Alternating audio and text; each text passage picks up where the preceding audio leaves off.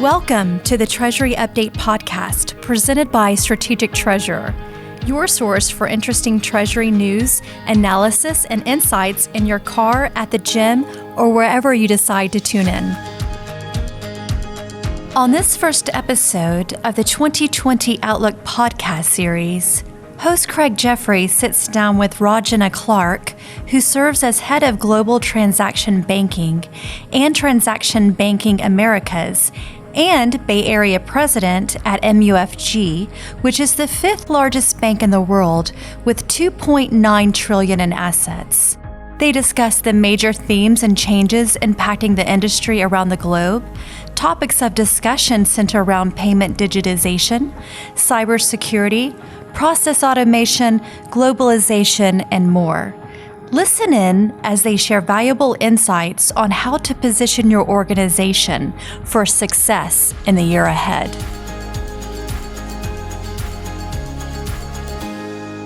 Welcome to the Treasury Update podcast. This is Craig Jeffrey, the Managing Partner of Strategic Treasurer, and today's episode is part of the 2020 Outlook series, and this is with MUFG Bank, and I'm here with Rajana Clark. Welcome to the podcast, Rajana. Thanks, Craig. Good to talk to you. I've known Rajana for a number of years, and it's great to get her on the podcast to hear some of her thoughts. But just for setting the stage, some of the background, I wanted to talk about changes, a bit of an overview on changes before we get into the questions. Many industries, or most industries, have seen a really significant amount of change in the past 5 and 10 years across the globe. And the treasury, payments, cash management space is certainly no different. Whether it's with increasing fraud, changes in payments, the explosion of data, demand for more speed, transparency, end-to-end processing, visibility, these are oftentimes cited as areas of significant change that are impacting treasurers' roles around the globe. As Global Head of Transaction Banking for MUFG, Rajana, you talk to so many customers about their pains, needs, and expectations and filter them into what you do for your clients. But can you tell me some of the most significant themes that you hear as you talk with your clients? Maybe summarize what they're saying, asking, or even demanding. A lot of what I hear from them is the need to streamline their working capital management routines, go straight through, automate, integrate. Despite all the challenges with trade that are going on right now, is the need to go global. So those are themes that are resonant across client groups. Any industry that is in transition, that is in disruption, a lot of the best examples of companies, capabilities that are successful are really driven by acknowledging client pain points, really the core needs of clients.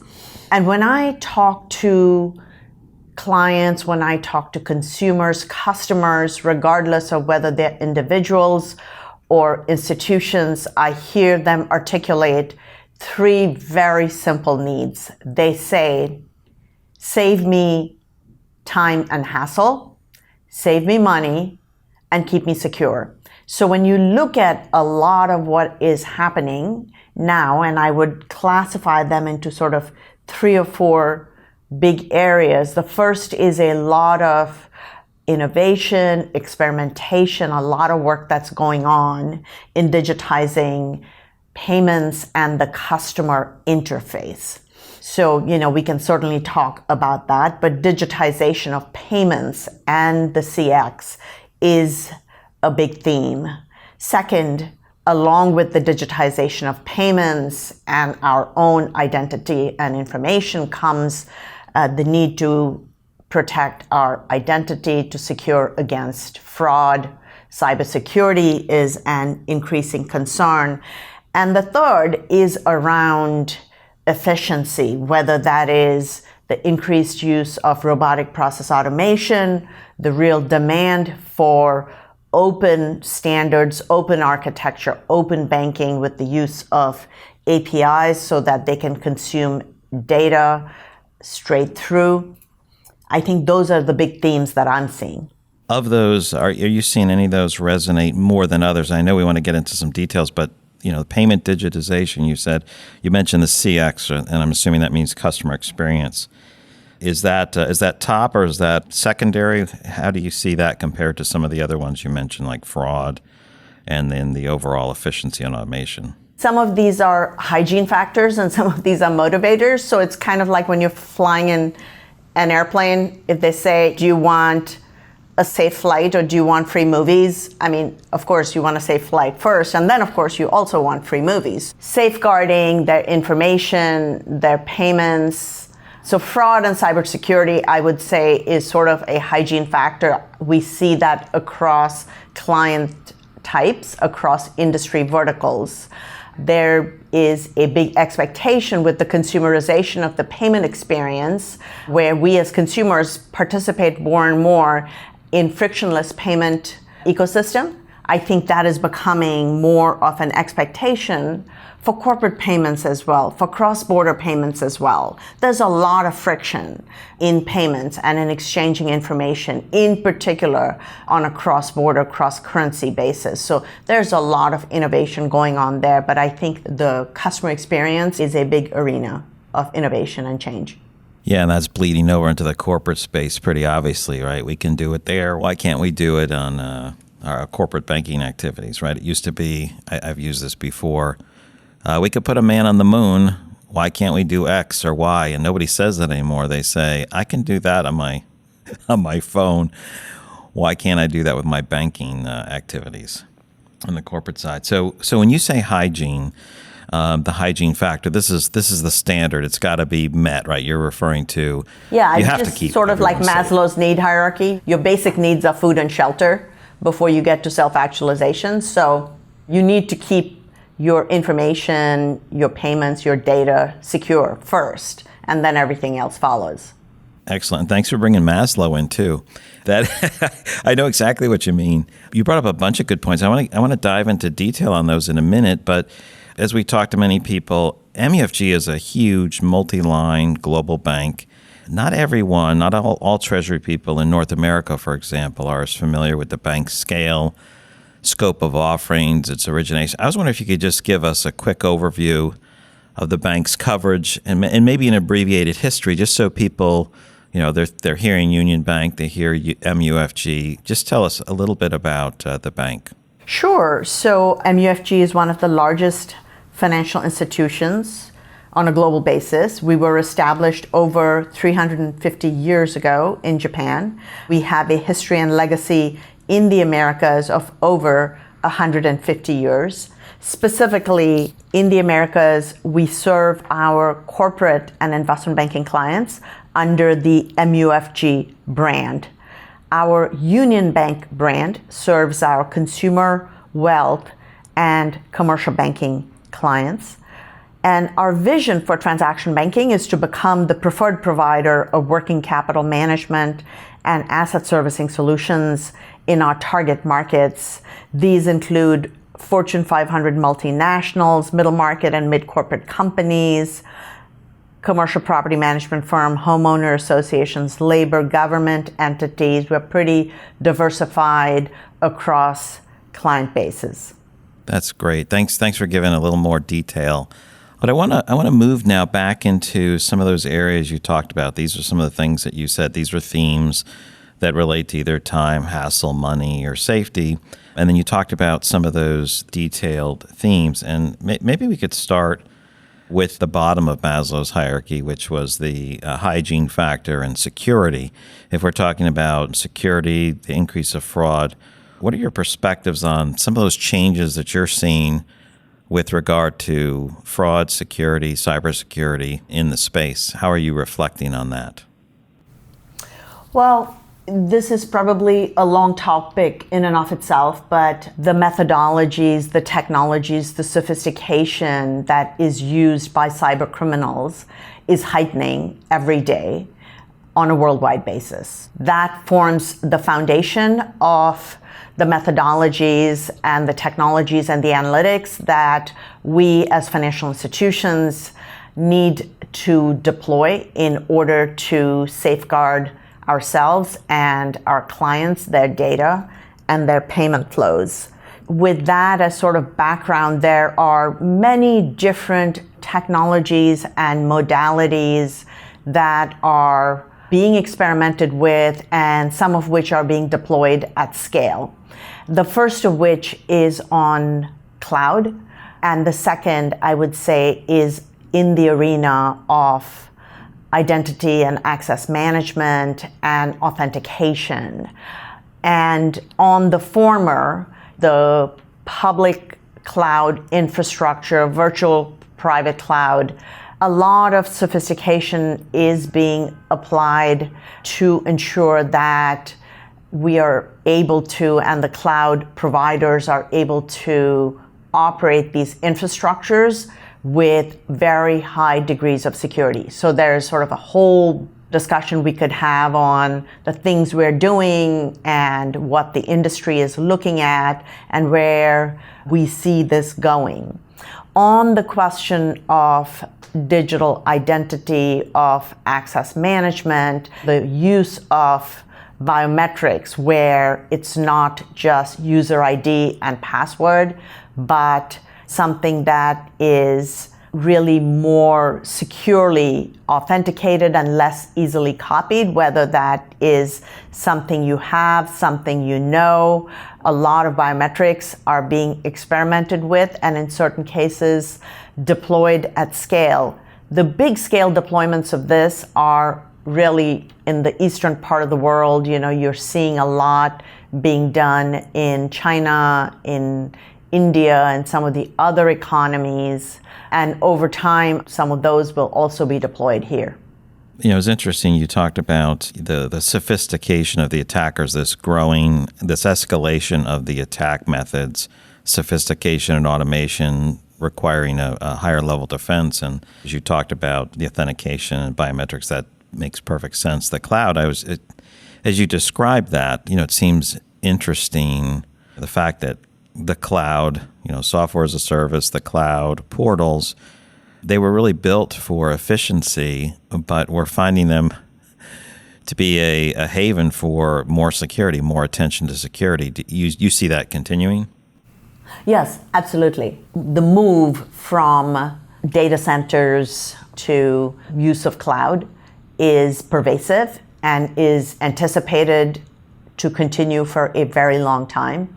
And so whether you are talking about the likes of AWS or Microsoft Azure or Google Cloud Platform or IBM or Oracle or any of these players, they are firstly putting a lot of their own data into the cloud. So they are using their own infrastructure. They are deploying these at scale for certainly corporate clients, but also governments, departments of defense. A lot of the country's security services and infrastructure are also using these cloud services and will continue to do so over time. And so huge amount of resource, attention, and innovation is going into securing the cloud infrastructure and the data and the uses that it is being deployed for. With the defenses for that and the ongoing attacks, I wonder if you think we're going to see a lot more losses in the corporate world for those who might not be keeping up. Certainly a lot of effort is being put in place by all players to ensure that this stays very secure. So, Rajan, another area you talked about had to do with efficiency, and you tied some of that into RPA and open APIs, open banking. What are some of the perspectives you have on that? What's changing? Which is more important? Is it RPA or open APIs? Is it both of them? How are you looking at those two items in the broader efficiency drive? I see it as a continuum. Ultimately, we would want to get to just a software-to-software interaction with APIs where data is being consumed directly, but we're not there. And presently, even internally and with the interaction between clients and the financial institutions, there's a lot of manual work that is still prevalent and pervasive. And robotic process automation is really a way to automate manual work. So, you know, as the first and probably even the second generation of making companies, making us more efficient, making sure that it takes the toil out of people's work, that our people and their intellectual horsepower can be released and deployed for sort of higher value-added activities on analytics, helping identify trends from data so that we can help our clients and they can help themselves become more efficient and more effective. So I see this as a continuum where both definitely have a place. Again, in the longer term, the open environment is where the world is headed. Yeah, so with the open world leveraging APIs, for example, open APIs, how is that? How are you seeing that making the changes? It's a more efficient connection than RPA, for example, because some of the robotic process automation might be a little bit easier to break. As efficient as that is and helpful as that is, what are you seeing on the API front? Maybe where we are now and where that's heading, because we have some track record with open APIs as opposed to the common APIs that were a little bit harder to set up in the past. Now there's more availability, more ubiquity, and standardization. Around the world, there really is a move pushed by regulators in different jurisdictions, whether that is in Europe with PSD2 or in other jurisdictions around the world where open is becoming more of a standard. And so we in the West, we in the US, we in the Americas will continue to see that as a move. The fintech industry has been using APIs for an extended period of time, so it is maturing. The use of that within banking, you start by opening it up internally before you open it up externally. Opening it up externally to clients. Institutions that have done that have sometimes been surprised by what they opened up versus what got consumed by clients, because so much is based upon client needs and the evolution of their industries and their own level of sophistication. This is a journey, it's a long journey, and I think that we are still in formative phases, but it is certainly one that will make us sort of more and more efficient over time, where the innovation is not about exchanging data and classifying data and codifying data. It becomes about what are the analytics we are mining from it and how can that help us become more efficient as a company so that we can serve our clients better. That sounds good. It sounds like that mining the data and doing analytics is a little bit higher up on the Maslow's hierarchy in the way you were describing it. Thank you for that. And the other thing that you talked about when you made the list of some of those items that people are talking about, you described changes in payments, developments there. You referred to it as payment digitization. Can you just unpack that a little bit for us? Payment digitization has been occurring probably since the beginning of time. At one time, payments was in gold or exchanging physical things, and it's, or beads, in a sense, fiat currency is payments virtualization, where the piece of paper that it's on is really not worth $1. It's $1 because somebody said it's worth $1 and stands behind it. That's fiat currency. But with regard to digitization, we've seen, Craig, you and I have been in the industry for a long time, and we've seen the move from cash and check to electronic, to card, and now digital. And that is going to continue based upon sort of the industry that you're in certain jurisdictions around the world. They're going straight to digital payments. Part of it is dependent upon pain points that are felt by customers, by consumers, and corporates and institutions in the various jurisdictions. In the US, we've had a pretty mature payment infrastructure that was established. In some other countries, that is not the case, so they're going straight, as an example, to mobile payments. That's probably the direction of the move, and that will continue for some period of time. I've spoken with some of the people on your team about some of the new payment initiatives and what MUFG's been doing with some of your clients. Quite interesting conversations there. I know we had more items on the list, but I wanted to start thinking about what's going to happen as we look farther ahead, right? So you outlined some of the major changes that are going on, from fraud to efficiency, the use of some technology. But as we think about the next few years, whether it's 2 or 3 years into the horizon, what is likely to either continue bringing us that change, or where do we see things dramatically? And I'll mention a couple of the things that we had either talked about on this podcast or when we were talking to prepare for some time. Maybe we can start with big data. You talked about analytics and data. You had mentioned big data earlier, and I wanted to just hear some of your thinking on is big data as important as it is from a buzzword perspective, or is it just a moderate opportunity? The big move is really around artificial intelligence and big data, and that is brought on by 2 or 3 things. One is the big shift in processing speed and the cost of processing per unit really going down dramatically. So the infrastructure itself is becoming less expensive. The technologies that can be used to mine this explosion of information that is happening has really become sophisticated over the years, with whether it's natural language processing or use of Hadoop clusters with massive parallel processing capability and so forth. So I think the technologies are becoming a lot more sophisticated. I think the third thing is really the explosion of data that is here today, but going forward, the explosion of data that is going to be brought on by the Internet of Things. You add on to this 5G.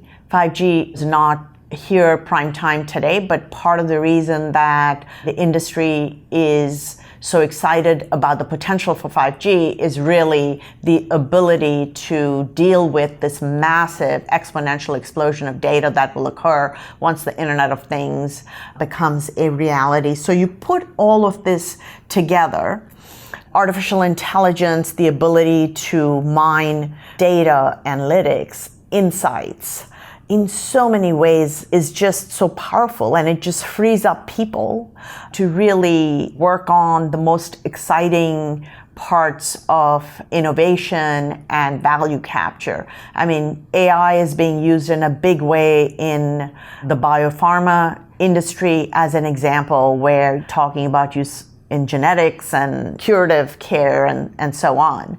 Payments, there is a lot of pain today and a lot of cost and a lot of trapped value in payments. And payments is a very big industry. Artificial intelligence and the potential of it is a big opportunity within our industry. Yeah, I know there's a number of people that are using that, leveraging that for having advances in forecasting, doing some of that analysis. And it seems like it's, in this time frame as we look back and we look forward, and we've gone from a hard time getting that data, getting it normalized and cleaned up and not being able to spend any time on analytics, to this growth of data creates a big challenge. And how do we harness vast amounts of data, whether it's from the Internet of Things or just the normal growth of data? That creates a significant challenge that we have to use automation to harness it. We have to use automation to fight the cyber criminals. We have to use automation to harness all the data that's coming out. In terms of data, you mentioned a couple industries. Are you thinking that there's any other impact in terms of what banks do with their clients, what clients do with each other? Where are some other new areas that may come up as if you think about that? All the use cases are probably very industry vertical, client specific, but we serve clients and industry leaders in a very wide range of sectors, including oil and gas, power and utilities, media and telecommunications. We have a big technology sector focus, retailers, financial institutions, public agencies, and more. We serve clients in Canada, Latin America, the United States, just out of the Americas business and globally from the global business. But the use cases, like I said, are very specific to the industry sector that we're talking about, and lots of innovation, lots of forward thinking that's going on in sort of many, many arenas. Now, blockchain is something that people talk about. What's your thoughts on that as you look farther ahead, or even as you look currently? I would say probably two or three things. One, blockchain is a very important technology. There are people who are non-believers in it and think it's just a glorified database. There are very smart people who believe it's the most revolutionary technology, but there is a lot of money and talent and intellectual horsepower that is looking to harness and exploit this technology to drive better and more secure outcomes for the payments and financial services businesses, and I believe it's an important technology. That said, at this point in time, blockchain and also cryptocurrency, at this point in time, there are no standard protocols, and so scaling it has been challenging. Everybody is sort of doing something a little bit different. There's a lot of experimentation. And this experimentation, I think, is very healthy in the early stages of any industry and any important technology. This experimentation is natural, normal, vital. My view is that there are very few protocols that this will converge around, probably more than one, but could be industry specific, could be use case specific. And I think once that occurs, I believe we will see faster adoption, but I do think that it's an important technology. Excellent. So are there other items that you would want to mention that we should be, paying attention to as we just look out, that shorter horizon of 2, 3, or maybe even 4 years? We talked about most of them, and some of these are more at the infrastructure level, whether it's cloud, whether it is a core banking system that is digitally enabled, agile, and secure, that will need to form the base of any sort of innovation that is going on so that companies can scale more rapidly.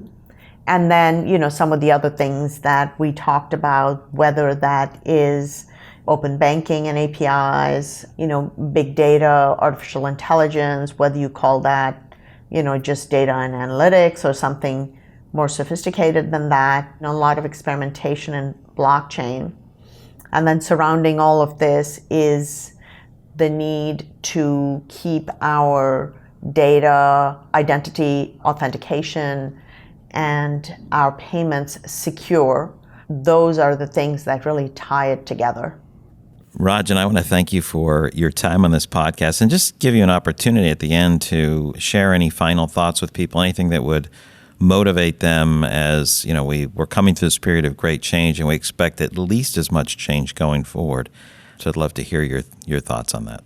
Actually, last night I was reading this article with Alibaba Group Chairman and CEO Daniel Zhang, and what struck me is something he said. He said the key thing to ask yourself is, do you still have curiosity about the world?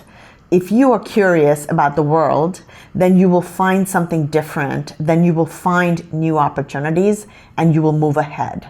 So my advice is stay curious, keep learning, talk to your bankers, talk to your advisors and colleagues so that you can leverage their ideas and together you can get to a better outcome for your business and your clients. Well said. Thank you, Rajana. Thank you. You've reached the end of another episode of the Treasury Update podcast.